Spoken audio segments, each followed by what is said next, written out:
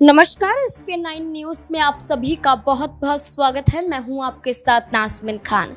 हरियाणा और जम्मू कश्मीर के चुनाव परिणाम ने सबको चौंका दिया। जहां हरियाणा में भारतीय जनता पार्टी की सरकार बनती हुई नजर आई, तो वहीं जम्मू कश्मीर में नेशनल कॉन्फ्रेंस और कांग्रेस की सरकार यानी कि गठबंधन की सरकार बनती हुई दिखाई दे रही है।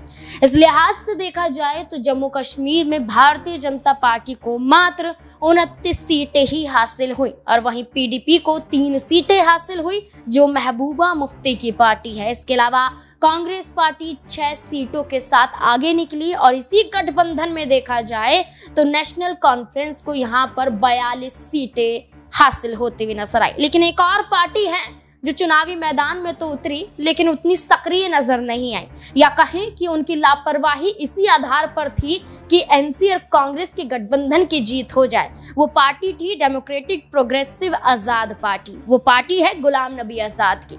गुलाम नबी आजाद जो 2022 में अपनी पार्टी का गठन करते हुए नजर आए, लोकसभा चुनाव में भी उतरे, अपने उम्मीदवारों को उतारते हुए नजर आए, नाम भी वापस हुए। इसी तर्ज पर देखा जाए तो 10 साल बाद हुए जम्मू कश्मीर के विधानसभा चुनाव में भी गुलाम नबी आजाद चुनावी मैदान में ना उतरने के बावजूद भी अपनी पार्टी से उम्मीदवार उतारते हुए दिखाई दिए। 10 उम्मीदवार पहली सूची में आ गए, जिसमें से 4 उम्मीदवारों ने नाम वापस ले लिया। गुलाम नबी आजाद प्रचार प्रसार करने से भी दूरियां बनाते हुए दिखाई दिए, स्वास्थ्य कारणों का हवाला देते हुए नजर आए।